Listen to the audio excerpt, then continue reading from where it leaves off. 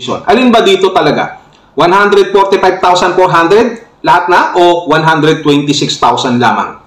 Yan po yung mga hindi maipaliwanag. At hindi mo pwedeng sabihin sa amin na kaya ka walang resibo, itong mga miscellaneous na yan ay maliliit lamang. So ano ba ang totoo? Yung sinasabi mo, dapat may resibo! Bumili ka sa hardware, tutuktakin kita! Asan ang transparency dito, Brother Jose? 'Di ba? Kung unang-una sa lahat, sa 20 hindi ko na. Hindi maliit na halaga ang 29K. Nakakalimutan.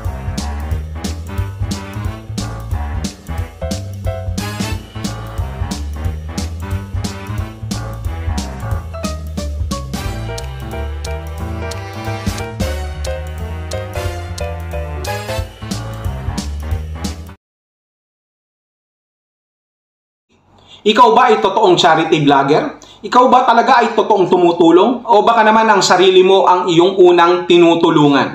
Hindi masama na tulungan mo ang sarili mong pamilya, ang sarili mo. Lalo na kung ito ay manggagaling sa sarili mong pagsisikap. Yung ibinigay sa iyo talaga na para sa iyo na hindi mo kinuha doon sa iba. Yun ang magandang tulong sa sarili. Ibig sabihin, pinagpaguran mo, pinagsikapan mo, at wala kang ibang inagrabyadong tao. Ganun yon, Brother Jose. Sa makatuwid, kung yung mga bagay na yon na mga tulong sa sarili mo ay hindi dapat para sa iyo at ginamit mo, hindi yun tama. Ito nababanggit natin sa lahat ng mga nakikinig dyan, sa lahat ng mga nanonood. Pinag-uusapan natin dito yung tinatawag po nating transparency at credibility na rin. Sapagkat we would like to know if this Brother Jose, ikaw Brother Jose, kung karapat-dapat ka ba talagang pumuna sa iba. Samantalang may sarili kang dapat punahin. Nagkataon lamang na lumalabas ngayon isa-isa ito. Itong lahat ng ebidensya na ito ay hindi namin pinabricate o kung ano man. Lahat po ng ito ay galing po. No, yung mga datos na yan na nakikita ninyo ay galing sa mga sponsor. At ganun din naman sa kanyang mga ginagawa, sa kanyang mga vlog na butas-butas at questionable. At dito nga na-question siya ni Jovelito, nila Mambopil. Pagdating sa usapin ng transparency at credibility, dapat nandun lamang tayo sa usapin ng 12,000, 10,000, and another 10,000. At dito nagkamali ka na kami pa ang pinaghalukay mo. So nakikita ngayon yung iba pang malala na mas ginagawa mo. Nasaan ngayon ang mga resibo? Nung ibang pinagkagastusan dito sa pabahay o pa-repair ng bahay ni Michael, nasaan? Kami na maghalungkat. O ito, ipapakita ko sa iyo. Speaking of halungkat. Pero hindi ko na ipapakita yung iba pa. Hayaan ko na sila. Dahil naawa ako sa iyo. Masyado ka ng durug na durug eh. Lumulusot ka pa. O, dito na lang. May mga napanood pa nga ako. Usapin ng baboy eh. Paalaga ng baboy. Gusto mo nga mabalik sa iyo agad yung iyong kapital. No? At sabi mo, nalulugi ka na doon sa mga pakain mo. Diyan sa manok o diyan sa baboy. Kaya gusto mong makabenta agad at makakubra. Maibalik agad yung iyong kapital, ang iyong puhunan. Hindi mo dapat iniisip yon sapagkat ang dapat mong unang isipin kung paano mo matutulungan ng totoo itong iyong mga beneficiary. Pero ang nangyayari, ang hilig mong makihati. Humahati ka pa talaga. Pati dito sa baboy, no? Dahil ikaw yung sinasabi mo nag-aabono ka ng pakain, no? Although merong sponsor yan, yung pagpapagawa ng kulungan ng baboy, yung pagbili ng mga biik, may mga sponsor. At sa kalaunan, yung pagpapakain, nagbigay ka na rin. Which is hindi mo na dapat binibilang pa sapagkat bilang isang charity vlogger, yung pagpapakain, pagtulong doon sa tinutulungan mo na nag-aalaga ng baboy, ay tulong mo na rin na hindi mo na dapat tinutuos pa. Pero dahil may kagandahang loob, itong si tatay, alam niya na ikaw ay nagpapakain din naman dun sa baboy kahit paano nagbibigay, no? Ang sabi niya, pag nanganak yung baboy, sa pagkakaintindi ko ay parang bibigyan ka rin niya ng baboy, ng biik. Pambinta na oh. Oo.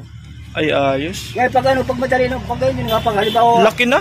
Lunes na oh. Thank you nga po pala ulit dun sa nag-sponsor po nung pag-alaga ni Tatay Lito ng baboy. Opo, siya po yung nag-sponsor ng pampagawa ng kulungan, saka nung biik, saka yung mga initial na nagastos namin sa bahog. Tapos yung the rest po ako na po yung nagpapakain, kaya po ang sabi po niya ay tag-iisa kami. So, yung magiging kay Tatay Lito talaga po dyan, yung isang biik. So, ako pa rin yung nagpapakain. Kukwentahin na lang po natin kung paano ang sumada nun, kung paano po hindi tayo malulugi para So, sa madaling salita, may partes ka na naman. Ang hilig mong pumartes doon sa mga tinutulungan mo. Ito I don't interfere with your life. Pero ang pinag-uusapan kasi natin dito yung credibility.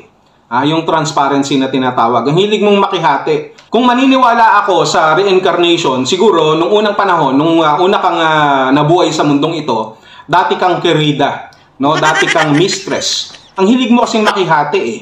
At hindi lang yan, huwag kang nagmamalaki doon sa mga sinasabi mong pinagsikapan mo. Na kung ano ang mayroon ka ngayon ay galing lahat sa iyong pagsisikap. Sapagkat kahit ultimo yung pagpapagawa mo ng balcony, doon sa bahay mo di ba, malaking bahagi niyan ay mga sponsor. Kung meron ka man na kinakapos-kapos ka na paulit-ulit mo na sinasabi na kulang ka sa budget, malinaw na pagpaparinig yan kasi nga kulang. Wala ka naman talagang pera. Kaya nga ang gumagastos dyan mostly ay mga sponsor.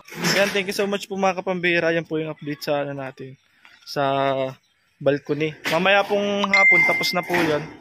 Opo. Ayan po yung bahay namin. Kung konting pintura na lang po ay na natatapos na po. Magaganda na po tingnan yung bahay. Thank you so much po sa lahat po ng ano po ako dyan, napasubo po ako dyan. Po, wala po talaga akong budget ay natika po rin po yung natin. Opo. Pero most of the naman po ay dyan sa po nanggaling sa mga sponsor po. Pero rin po yung budget natin. Mas maganda, panoorin nyo na po ng buo para mas maintindihan nyo kung anong ating ibig sabihin. Ang yabang-yabang, nakala mo naman talaga tunay yung pagsisikap ang ginawa mo Samantalang karamihan naman inaasa mo lang din sa sponsor. At yung mga sponsor na yan, karamihan din dyan ay na-disappoint na sa'yo, na-dismaya na. So with the permission of our members of the committee and the panels, let us give at least 3 minutes to 4 minutes our respected Reactor Jovelito TV official. Please go ahead, sir. Mahigit 29K. Hindi naresibuhan or unaccounted for. Mga kalingap, mga katekram natin. So, ano yung sinabi ko kanina? Asan ang transparency dito, Brother Jose? 'Di ba? Kung unang-una sa lahat, sa hindi maliit na halaga ang 29K. Mga kalingap, mga katekram natin. Hindi mo naman pwedeng sabihin sa mga sponsor, 29K hindi naresibuhan. So ano yung detalye ng 29K na yon? 'Di ba? Ang gusto ko lang bigyan ng punto dito ay, 'di ba? Hindi kompleto yung transparency na ibinibigay mo sa mga sponsor mo. 'Di ba? Kung magdidetalye ka ng isang bagay or mag-itemize ka ng isang bagay sa mga nagbigay ng sponsor, sa mga nagbigay ng pera sa iyo, dapat ultimo sa 5 doling nakadetalye yan, nakaresibo yan. Pero dito, bakit may lumalabas na mahigit 29K na unaccounted? So, nasaan ang transparency doon, brother? Yun lang ang tanong ko. Kaya siguro, di ba? Kaya siguro, itong dalawang sponsor na lumabas ay nalilito kasi nakakalito din yung pag-itemize mo, no, ng mga perang naitulong. Although naitulong, pero may mga certain amount na, kagaya na sinabi ko kanina, unaccounted. Kasi nga, walang mga resibo. So, pag walang resibo, walang transparency. Simple as that. No, I think we should require na kapag pupunta ka rito, Brother Jose, sa aming session, sa ating Blue Ibon Committee, pakidala na rin yung mga resibo, no? Para at least alam natin. No, kung pwede nga lang, kahit yung mga issue mo na nakaraan, ipatawag natin yung sino pinagbentahan mo ng kalabaw, yung mga tao na yan, no? Baka naman inarkila mo lang yan, o pinakita mo, para mas malinaw, no? Kung anong ginawa mo dun sa kalabaw, sapagkat hindi na namin nakikita, at gusto namin ng proof talaga. Baka naman kasi yung iba dyan, na-adobo mo na, kinilawin mo, hindi ka man lang nagbigay. Kung binigyan mo ako, di sana hindi ka na namin na-expose. Diba? Masarap pa naman ang kalabaw. Okay. So next, our beautiful and sexy Miss Bonita Pilapil. 3 minutes and 4 minutes. Let's go ahead. Ito po yung nagastos natin sa bahay ni Michael. ang laking halaga ng na pera na pinadala ng sponsor. Hindi lang po 100,000 pesos. Anong itsura ng bahay? Bago tayo dumako sa bahay na yan, dito muna tayo sa pera. Nagastos 126,000. Tandaan po ninyo ha. O, meron tayo dito magko-compute. 126,000 nagastos. Daw. 126,400 o 800. Ay ko, nabingin na yata ako. Plus may additional pa. So, ibig sabihin, 126,000 ang nagastos. So, may additional pa. Mayroon pa doon, hindi pa nakasama sa lista. Oh, wait ha. Ini-explain ko lang. Teka muna.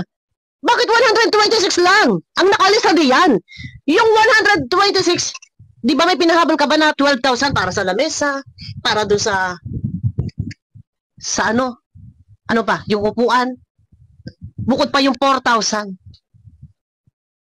Di ba? Bakit 126 lang? Una nga 126,000 pero meron pang ibang pera. Bakit hindi mo isinama dyan? Sa total, kung magkano lahat? Ha? Ang dami mong istorya. Ano man bilhin mo. Kahit bumbilya, may resibo. Bumili ka sa hardware, tutukpakin kita. So again, let me make this straight, no? Lahat ng mga komento, mga sinasabi sa iyo ng aking mga kasamahan, the members of our committee, ay mayroong mga basihan. Kaya kung sabi ko nga sa iyo kanina, kung pupunta ka rito, Brother Jose, dapat mayroong ka ring mga dokumento na ipipresenta. No, hindi yung kami pa yung paghahanapin mo, sapagkat we are the authority here, not you. No, kapag nagreklamo ka, ipapakontem kita at ipapakulong kita kasama ng mga kalabaw. Believe me, I'm not joking. At kanina, tinatanong ka ng isang kasamahan namin, sinasabi mo na you invoke your rights for self-incinerator. No. Not self-incrimination. You are not invoking your right for self-incrimination. Ang sinasabi ko rito, you should not invoke your rights to self-incinerator. Bakit? Sinusunog mo yung sarili mo rito no? Dito pa lang nasusunog ka na. So, malinaw na marami pang mabubunyag, marami pang malalaman ang mga tao pagdating sa usapin na ito. Believe me, marami pang ilalabas ang aking mga kasamahan, sila Bopil, sila Kuya Julay, sila Jobilito, Archie, at mga iba pa.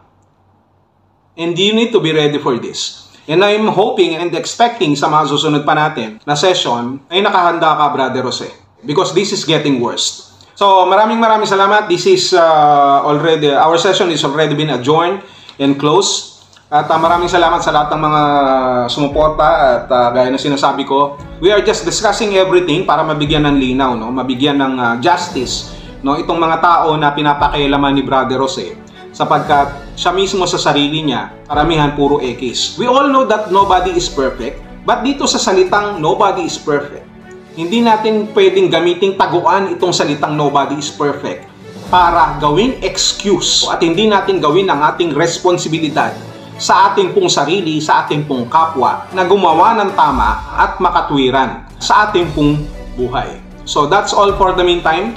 At marami pa tayong expose na mapapanood. And let us all wait. Supportan po natin yan. Sir Jobilito TV Official, sila Kuya Jolay Paunil, Bonita Pilapil, ating mga kasamang reactors. Kahit hindi nakasama si Direk Noelsa, wala namang kwenta yan. Nilabas niya pa nga yung abogado niya, yung kaibigan niya abogado na si Atty. Libagan, wala naman. Okay? So maraming salamat sa inyo pong lahat. So, eto na. Ang sarap talaga mabuhay. Ang sarap maging gwapo. So, what can we say? Good morning, good evening, good day, and God bless you all. Kalabaw ba? Binenta mo na? Ubus na? Ha? For seek and put on his hand, no hand, kalabaw is the end.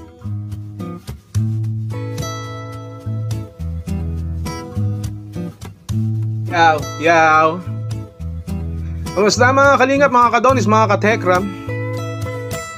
Kamusta na ang kalabaw? May kikwento ako sa inyo. Eto na. Here we go. I used to watch BJ. Kapambihira is the man, and send him money for seek and put that needs a hand. Wow! Batang may sakit ay dinedma, perang padala finish na. Pinili pala ng kalabaw ng bruhaha. Sponsor na buwisit, hindi matanggap ang sakit. Kulang ang budget, nagpaparinig pa pambihira ang kulit. Makinig. Gayahin natin si Gab Valenciano para dito kay BJ. BJ maloko, di naman disente. BJ Dorobo, piling inosente. Eto naman, nung hindi pa katulog si BJ ng alauna. Tita Flora, pikit ka na ba? Natutulog ka na ba? Oo, BJ, hate na kita. Ayaw na kita, black na kita. Langit, lupa, impyerno, BJ, yung bagsak mo. Puro kalabaw, edi wow, edi meow. Si Tekra may tinitira pa, yun pala may traso sa sponsor niya si Jose. Sponsor na buwisit, hindi matanggap ang sakit. Kulang ang budget, nagpaparinig pa pambihira ang kulit. Tita Flora, pikit ka na ba? Natutulog ka na ba? Oo, BJ, hate na kita. Ayaw na kita, black na kita. Langit, lupa, impyerno, BJ, yung bagsak mo. Puro kalabaw, edi wow, edi meow. Si Tekra may tinitira pa, yun pala may traso sa sponsor niya si Jose.